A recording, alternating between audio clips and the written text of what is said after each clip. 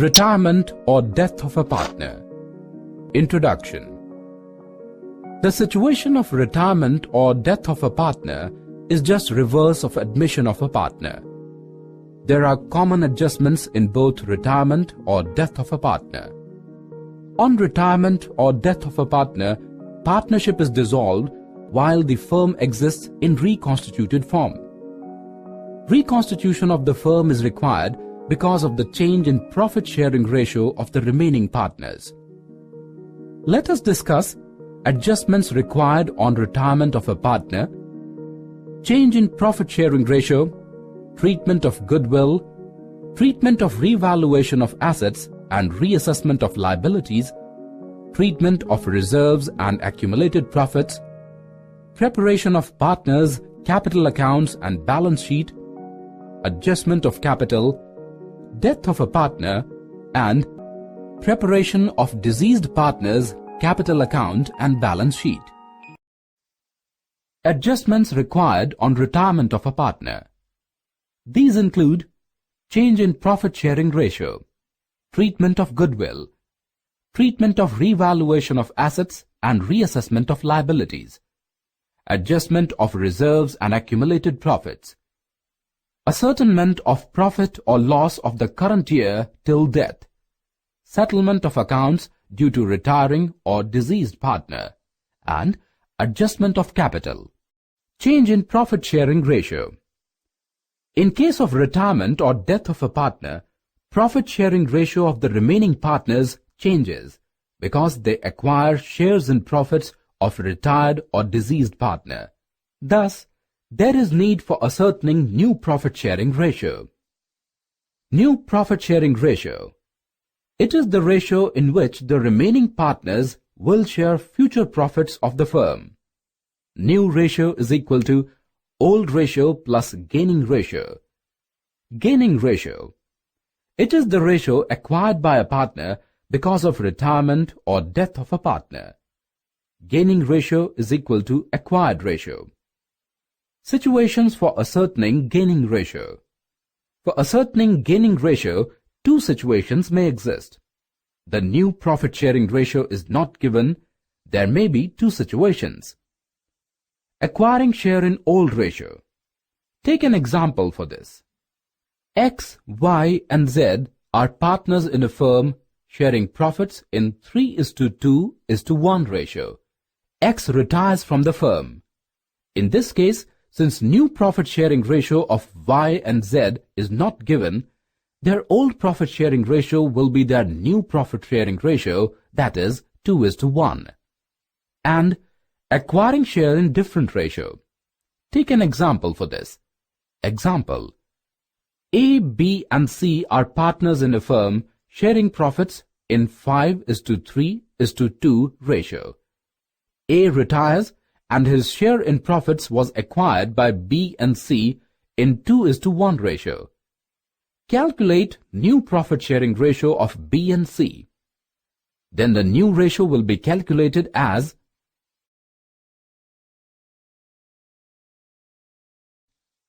new profit-sharing ratio is given. Take an example.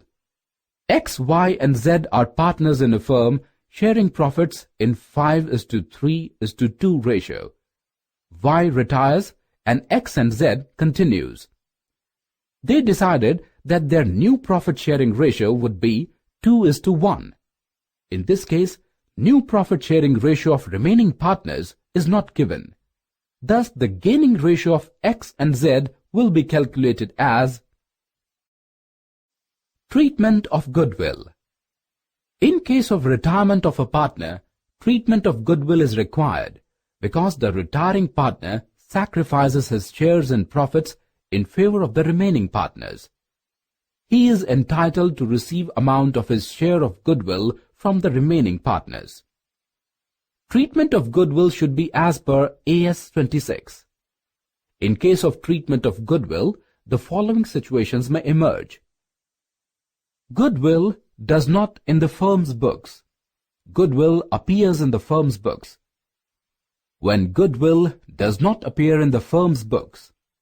Steps for calculating goodwill when it is not given are: calculate amount of goodwill of the retiring partner according to his share in profits, calculate gaining ratio of each remaining partner, calculate amount of goodwill payable by each remaining partner on the basis of his gaining ratio, pass journal entry to debit capital accounts of remaining partners and to credit capital account of the retiring partner. Now let's take an example. A, B and C are partners in a firm sharing profits in 3:2:1 ratio. A retires from the firm and goodwill is valued at 60,000 rupees. In this case, amount of goodwill payable to A is 30,000 rupees. 60,000 into 3 by 6. Since new profit sharing ratio of B and C is not given, it is assumed that their new profit sharing ratio is 2:1. Thus, their gaining ratio is 2:1. Amount of goodwill payable to A by B and C will be in 2:1 ratio. Thus, journal entry will be: when goodwill appear in the firm's books. Two situations may exist in such a case. When amount of the existing goodwill is appropriated among the partners. Goodwill is debited to capital accounts of all partners in their old profit-sharing ratio. Take an example. Amount of the existing goodwill as well as amount of additional goodwill to be appropriated among the partners. Take an example. Hidden goodwill. In case of retirement of a partner, hidden goodwill is the difference between amount actually paid to the retiring partner and amount payable to him. Generally, amount of hidden goodwill is paid to the retiring partner in the following situations. When the retiring partner has contributed significantly to the growth of firm. When the firm has highly capable employees. Take an example. A, B and C are partners in a firm sharing profits in 3:2:1 ratio.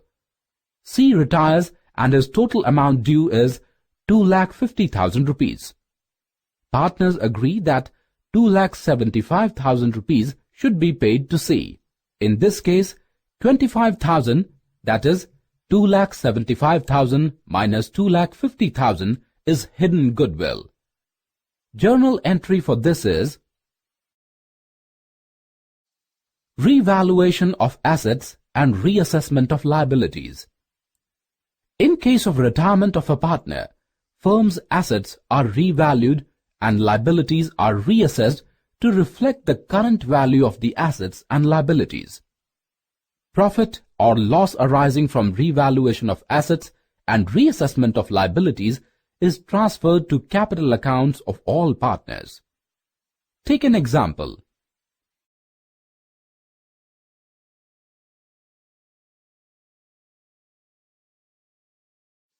Treatment of reserves and accumulated profits. On retirement of a partner, adjustment of reserves and accumulated profits is made so that the retiring partner gets his share of reserves and accumulated profits. Take an example. Partners' capital account and balance sheet. Format for partners' capital account is as follows. On credit side, we have balance of capital of each partner, reserves, workmen's compensation fund, investments fluctuation fund, credit balance of profit and loss account, profit on revaluation, and amount due to the retiring partner. On debit side, we have goodwill, debit balance of profit and loss account, deferred revenue expenditure, loss on revaluation, and retiring partners' drawings and interest on drawings. Now let's take an example. Adjustment of capital. On retirement of a partner, adjustment of capital involves adjusting capital of the remaining partners in proportion of their profit-sharing ratio in future profits. In such a case, the following situations may emerge. capital is given and capital is not given. Death of a partner. So far as accounting treatment is concerned, situation of death of a partner is similar to the situation of retirement of a partner, except that in case of death of a partner, profit or loss of the concerned accounting period till death of the partner is ascertained to give due credit to the heir or executor of the deceased partner. This difference occurs because retirement of a partner is planned in advance, and the partner generally retires at the end of the account period, while death of partner may be at any time. Deceased partner's share of profit is calculated on the basis of time and on the basis of turnover.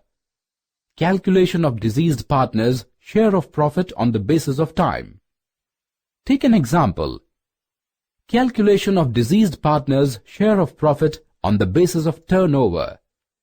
Take an example.